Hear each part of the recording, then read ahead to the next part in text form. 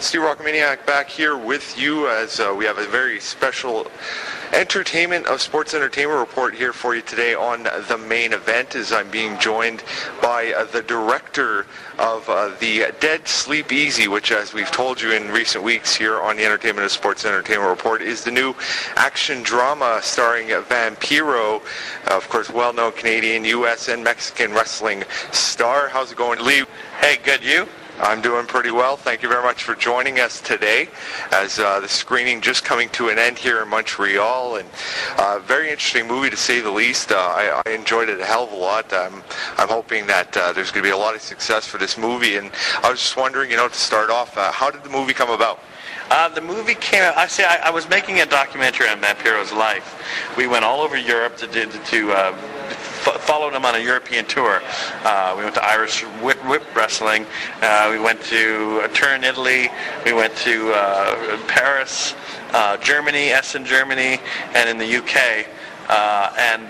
It was fun. And then we came back to North America and went all over Mexico with Vamp. And while in Guadalajara at a Chili's restaurant, Vamp told me his desires to make a narrative film someday, that he'd be really interested in playing a lead in American in a narrative film. And now he'd done that once before, like in 1992, there was a movie called Vampiro: Night of the Warrior, which no one has seen. I have a copy of it, but he did appear in this movie years and years ago, but I don't think he's very happy with it. It's just about the craziest Mexican wrestling movie you've ever seen.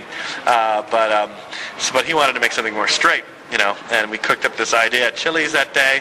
I went home. Within 3 weeks, Ian Driscoll, my writer, wrote the whole damn thing really fast, and we were in January of 2007 filming a really wild Mexican wrestling gangster movie. Even though you were filming a documentary at the time, it must have been tough to get a movie together in such a short period of time and actually start filming it at on location, especially in another country. Yeah, that was a real challenge. I didn't think we could do it. There was part of me. We were a pretty tight team. The documentary crew was pretty tight, and if we kept the crew small, that I thought we could do it. We met a lot of wrestlers while we were making the doc, who I always had in the back of my head. I was looking for these guys who would be good in the film, and of course, Luke Hawx and Joey Chaos. And Aaron Aguilera, they were all family. By the time we were filming in the Dead Sleep Easy, they were family to us. So we kept it small. We kept to try to keep it like a family unit, and it made it happen. It was scary. It was scary making the movie, but in Mexico, a lot of nasty stuff went down while we were there. But overall, we got home and we had a feature film in her. The first ever, I think maybe the first ever Mexican wrestling gangster movie. Well, we'll definitely get a quick story on some of the craziness, as I know you mentioned it in the Q&A session after the film screening tonight. But first off, I was wondering, as a director, how was it like to work with Vampiro in terms of him as an actor? Did he live up to your expectations? Did he surpass that? And just your thoughts on his performance? He's a movie buff, and I think he drew on a lot of inspiration. It was weird because he had a real rap. When he made this one movie in Mexico, he had a bad reputation. And he'll tell you about it. He thought the producers were dicks. And you've heard him say things like that about people in the past on his shoot videos or whatnot. But he just didn't show up a lot of the times. And if you watch the movie, it's really disjointed because, there's this big climax in the movie, and Vampiro, he's the star of the movie, is not even the climax of the movie. It's strange. And so, it's like, oh boy, I hope he doesn't pull that shit here. But we were family, as I said, by that point. And I knew, we felt tight. We talked about a lot of movies that we both shared admiration for, and the one that came up, the one that really sort of hit home with him was a movie called Bad Lieutenant with Harvey Keitel. It's a movie about a cop, a down-and-out cop, who's doing lots of, really big drug abuser, and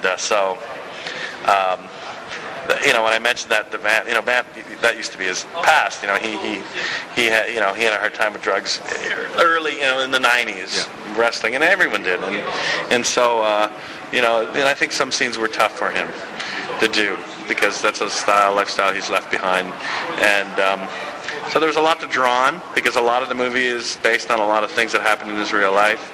A lot of the movie is very genuine, and I'm really impressed. I knew he could pull it off because there was a lot for him to draw on, and pull off all those emotional highs he had to hit.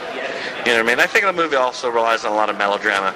In Mexico, if you watch a lot of these Mexican movies, melodrama is a big part of it, and it might not translate so well in America or in Canada, but it's going to fly. We're hoping it's going to fly really well in Mexico. He's kind of like a lot of people say to me. He's a little bit like Mickey Rourke. One reviewer said that it's the best performance by a wrestler since Roddy Piper and They Live. So yeah, I'm proud of the guy. And we saw some. You mentioned some of the other wrestlers are in the film, such as Luke Hawx and Joey Ryan, and as well as Chaos and everybody. And beyond that, obviously the wrestlers came in and got involved through Vampiro. But how did the rest of the cast come together? Well, Vamp again was very influential. He was the one who suggested Dave Courtney. Anna Seidel, who plays the female lead, was an old flame of Vampiro's, and she's big in the Latina community in America. I brought in Martin Kove. Martin Kove was a hero of mine. Martin Kove from the Karate Kid movies, Rambo, First Blood Part 2, Death Race 2000, Last House on the Left. He's a bit of a hero if you like action cinema. Like if he's got a big part of my admiration for action movies made in America, and so Martin Kove, we added Martin Kove to the mix, and then found a lot of local actors, a lot of real gangsters that did play roles in the movie. Our line producer didn't make a movie before. It was his first film, and so he'd read the script and see gangsters described in the script, and instead of hiring actors to play gangsters, he hired real gangsters. It was kind of a nightmare at times. Yeah, you mentioned some of the stories, and so you did have real gangsters in the movie. If you could pick one story that probably was the craziest from the actual shoot that you'll forever remember when you think back of this movie, what would it be? I think for me, I remember when the producer was held at gunpoint at one point while filming on the first day. Wow. There was a time for me, I remember I was dealing with this one guy. He was a Chicago gangster working and killing and mugging and robbing in Mexico. And don't mean to condone this lifestyle. I didn't want to make movies. We'd find this out like a couple days into filming that these guys were legit. And I remember this one guy, we were dealing with him, and I can tell you what location, but he would always disappear and do some really bad, I think he was doing something horrible. He was snorting, smoking, just about anything you could put up your nose, and he was in a bad state. And I remember trying to direct him, and it was really frustrating.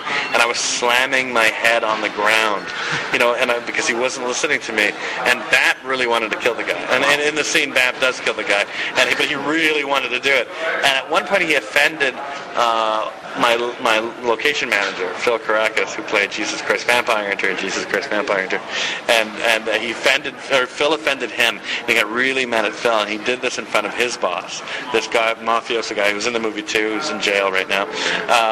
He made this guy apologize to Phil, give him a real legit gangster style apology. Wow. There were people, all the guns in the movie were kind of real. A lot of the guns in the set were real.